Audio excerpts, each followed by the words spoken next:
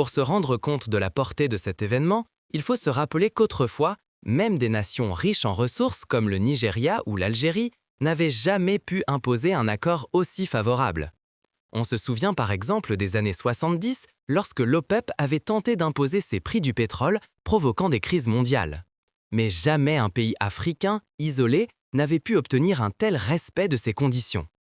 En août 2025, sous la direction du capitaine Ibrahim Traoré, le Burkina Faso décroche un pacte inédit: zéro droit de douane à l'export, transfert de technologies avancées, financement jamais vu auparavant.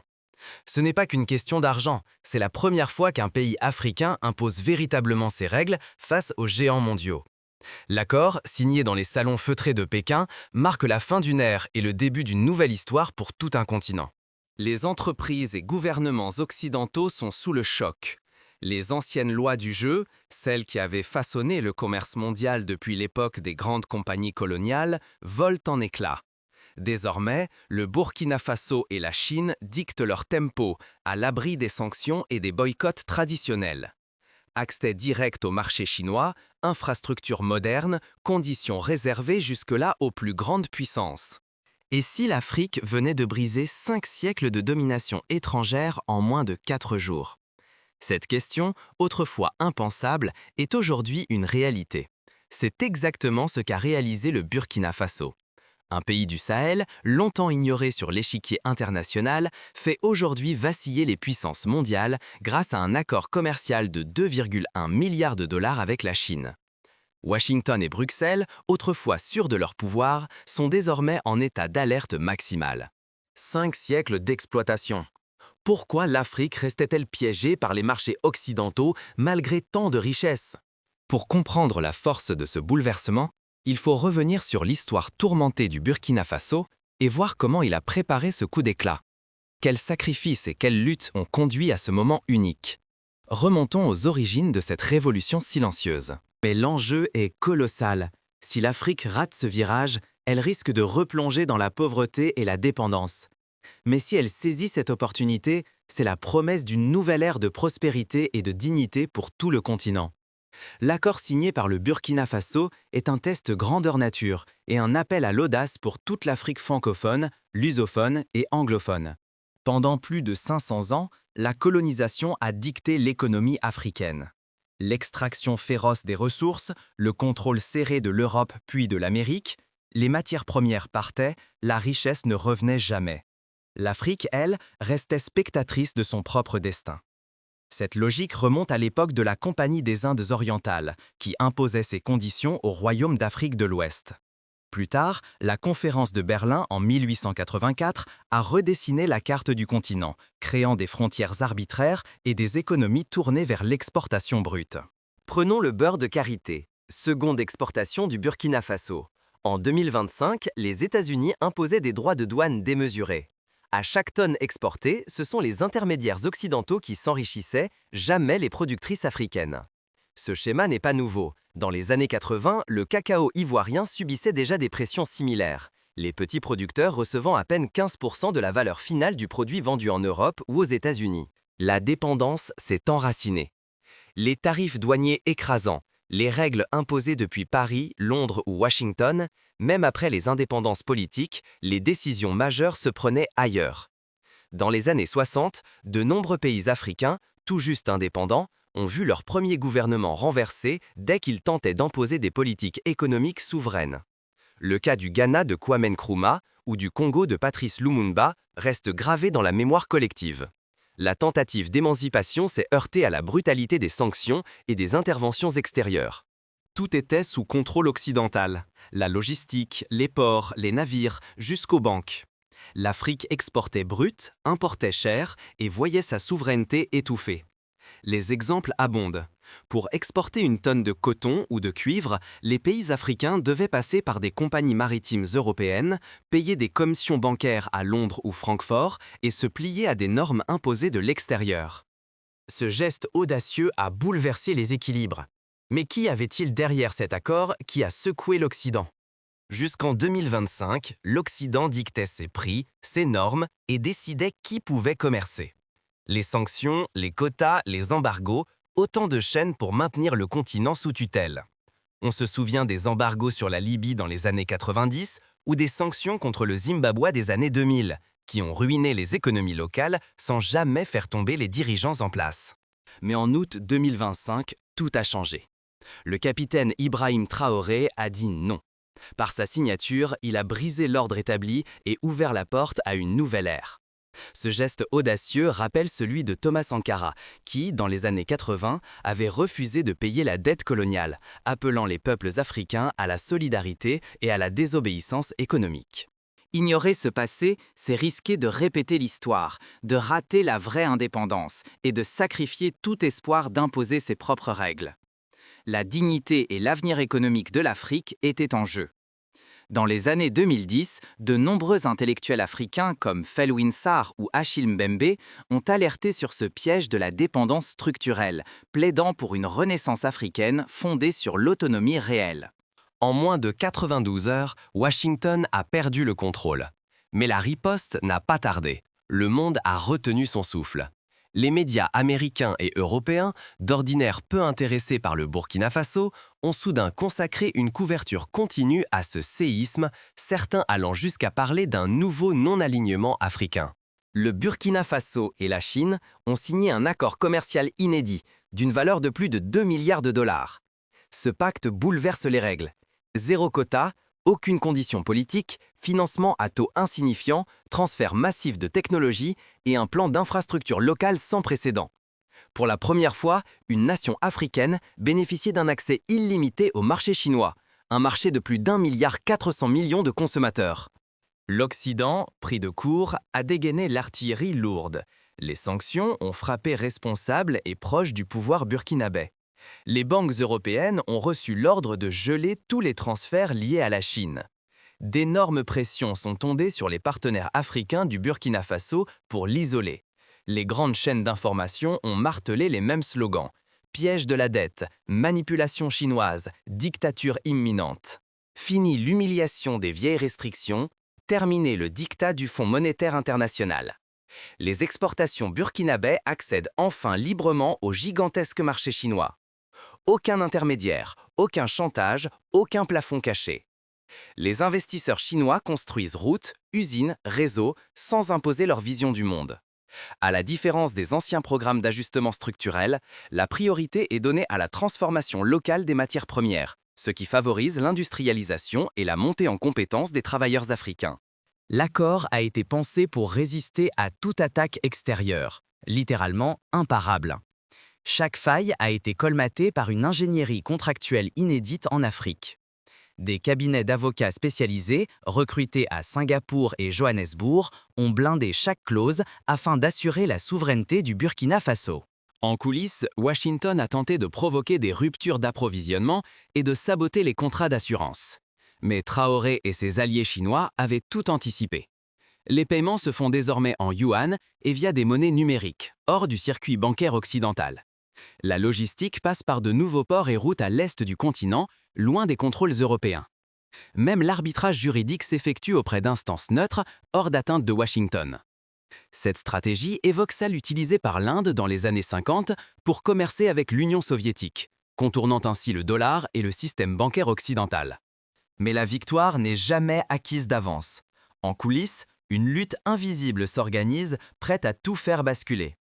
On assiste à une guerre hybride.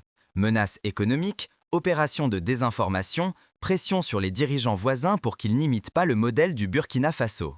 Mais la partie est loin d'être gagnée. Si l'Occident fait échouer ce modèle, l'Afrique retombera sous le joug de la dépendance et de la pauvreté. Mais si la résistance tient, le Burkina Faso deviendra le symbole d'une ère nouvelle, traçant la route vers la liberté économique pour tout un continent.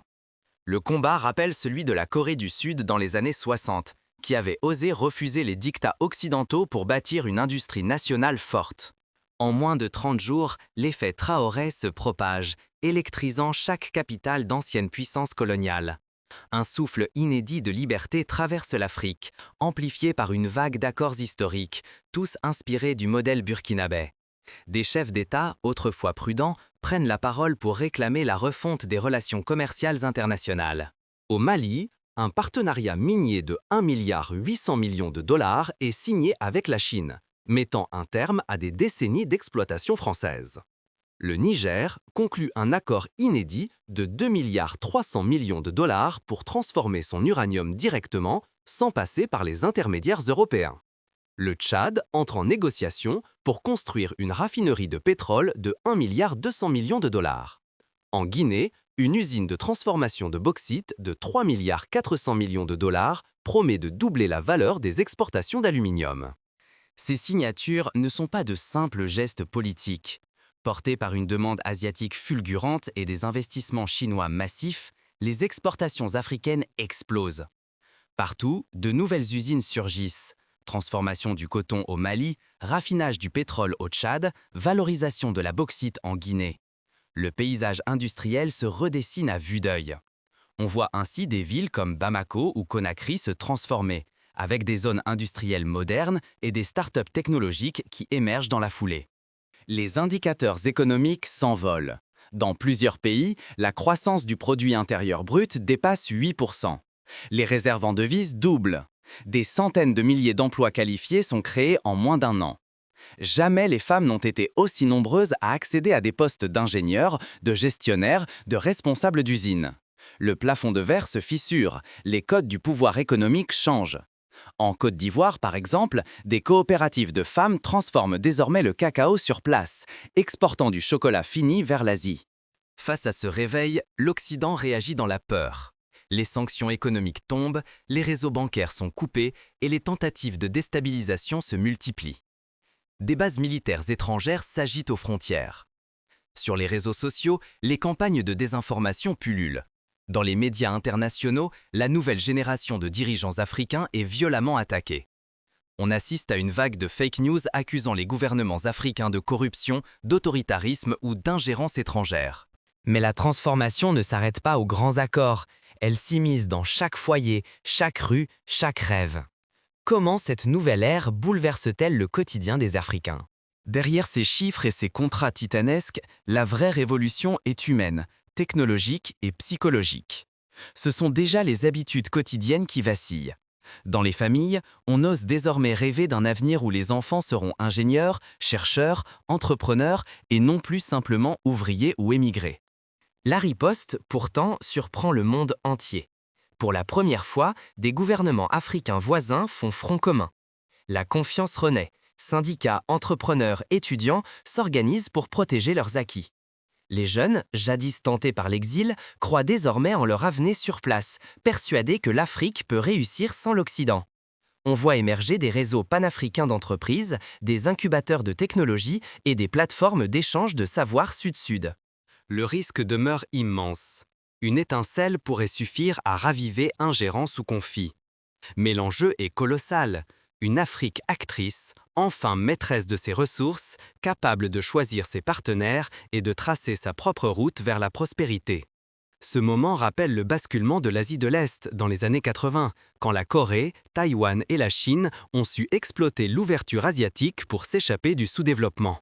Le véritable triomphe réside dans la dignité restaurée et la capacité de transformer son propre quotidien.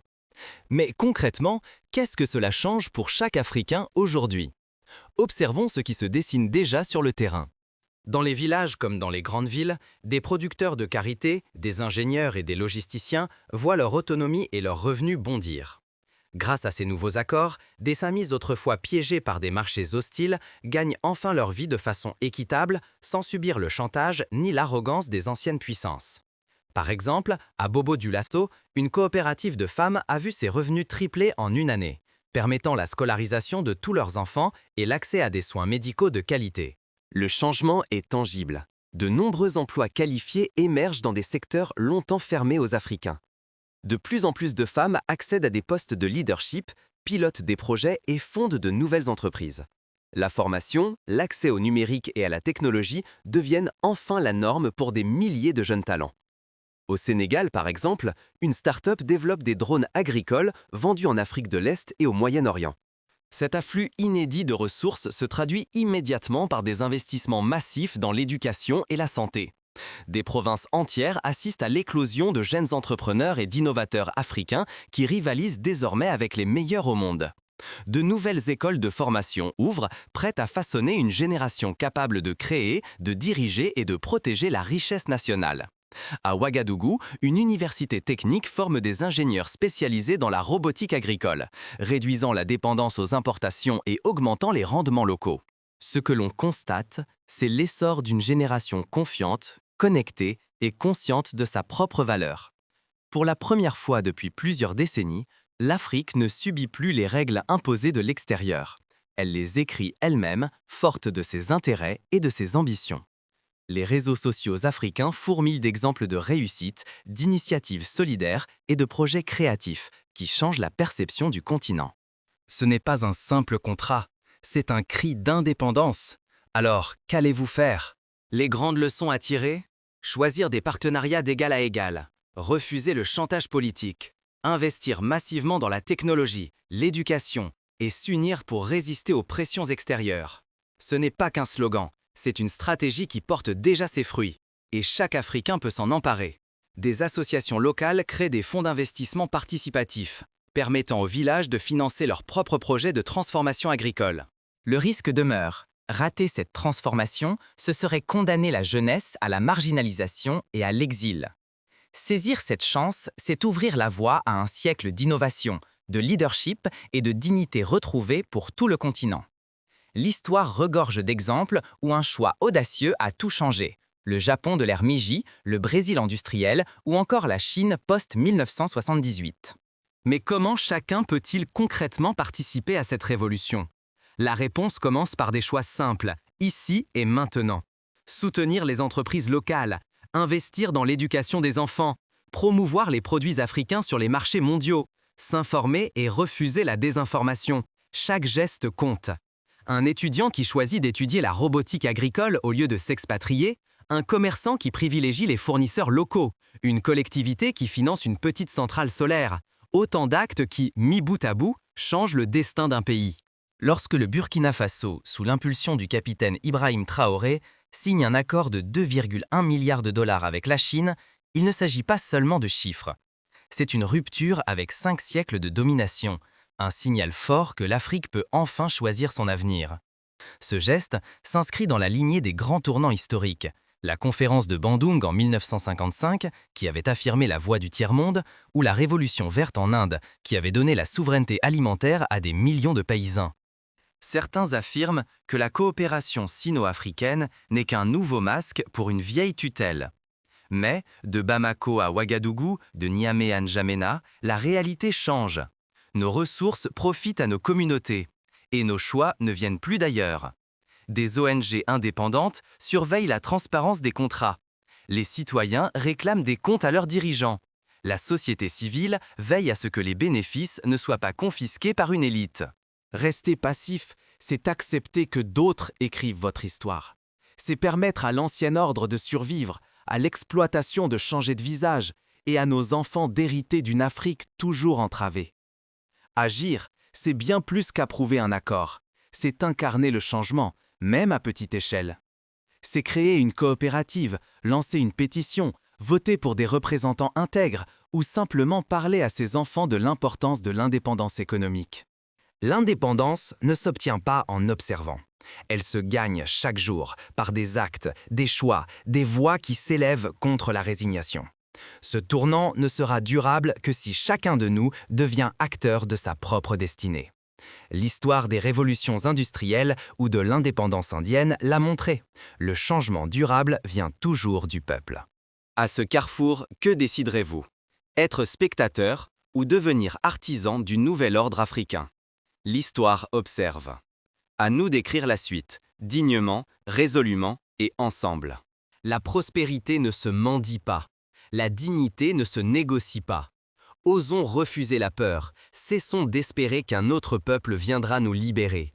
L'avenir de l'Afrique s'écrit ici et maintenant, avec courage et lucidité. Les générations futures regarderont ce moment comme un point de bascule, à l'image des Japonais qui, en 1868, ont choisi de moderniser leur pays plutôt que de subir l'humiliation étrangère. Rejoindre ce mouvement, c'est proclamer qu'il n'y aura pas de retour en arrière, ni de soumission. Ce n'est pas une simple affaire de contrat.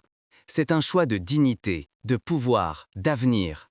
C'est aussi accepter les défis, les responsabilités et la nécessité de forger une nouvelle culture de l'excellence et de la solidarité.